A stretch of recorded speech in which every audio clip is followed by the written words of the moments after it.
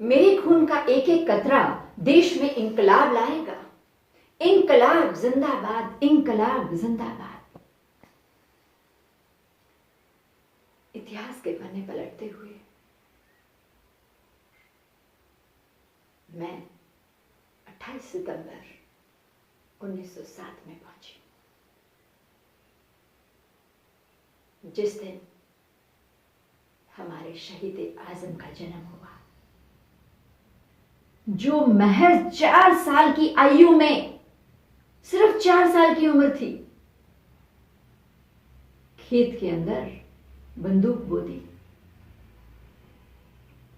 महज 4 साल की आयु में बंदूक बोने चला। दादाजी ने पूछा, अरे पुत्र, ये क्या कर रहा है तू?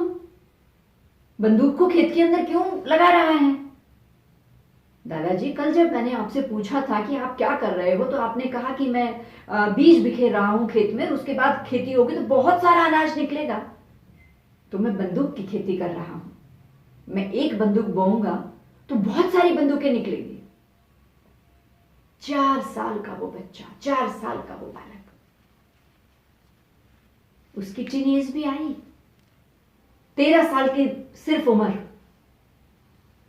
जिस टीनेज में आज माँ बाप चिंतित होते हैं, जिस टीनेज में बच्चे को पता ही नहीं होता है कि वो क्या कर रहा है, बस ये होता है कि वो टीनेज में आ गया है, वो टीनेज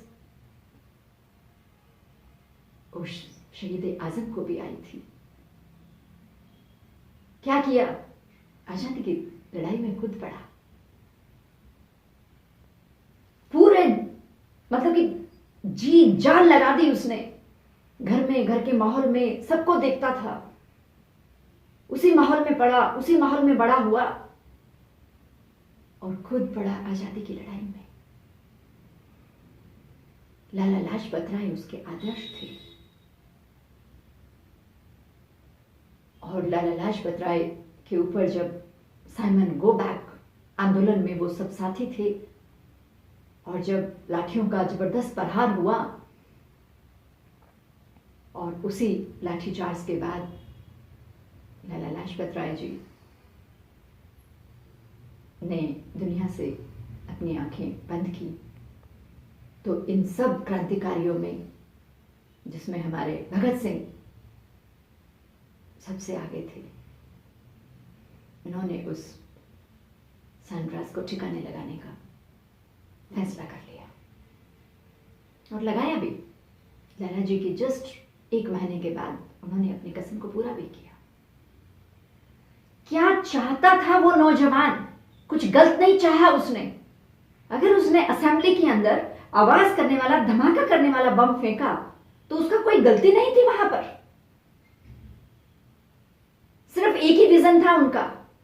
चाहते तो वो वहां पर किलो वाले बम भी फेंक सकते थे, लेकिन ऐसा उन्होंने नहीं किया।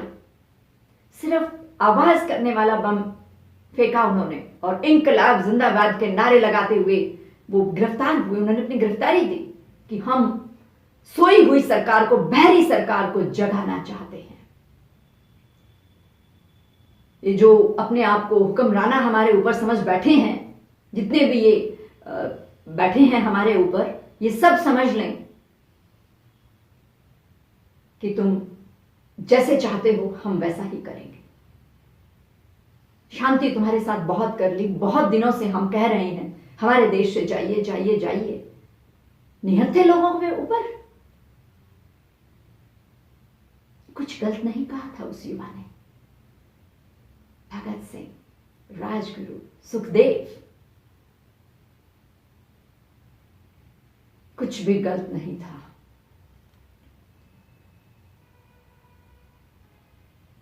खुद गिरफ्तारी दी, जेल में थे, भूख हड़ताल की कैदियों के लिए कि जेल के अंदर एटलीस्ट इस तरह का तो खाना दिया जाए कि वो जीवित रहे।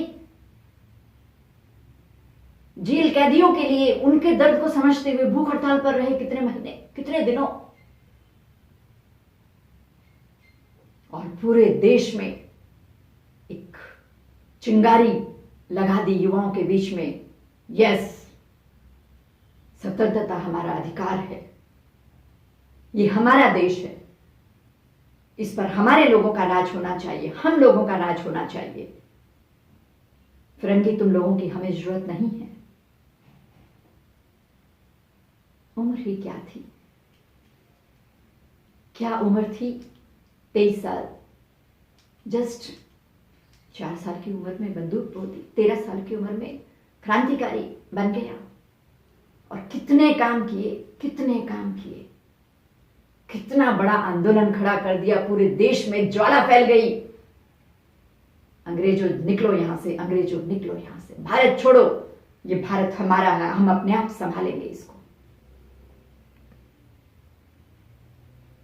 सिंहासन डोला दिया। जो ये सोच के आए थे अभी तो और हम 200 साल यहीं बैठेंगे। और जिस तरह से उन दिनों हमारी भारत में राजनीति अस्त व्यस्त व्यवस्था चल रही थी, उन सबको भी दिखा दिया कि इस तरीके से आजादी पाई जा सकती है और जल्दी पाई जा सकती है। अंग्रेजों का तो जब एज यूजुअल सिंहासन डोलता है तो आनंद फानंद में उल्टे सीधे जो भी काम होते हैं वो करते हैं।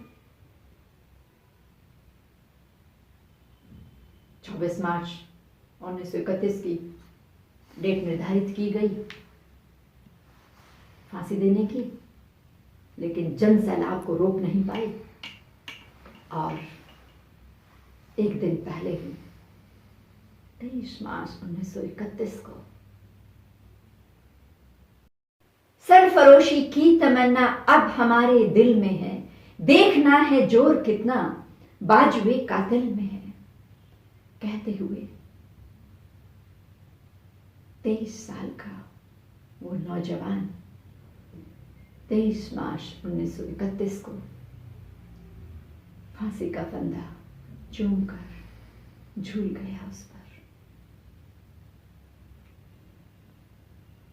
जानिए, समझिए, जिस आजाद भारत में आज हम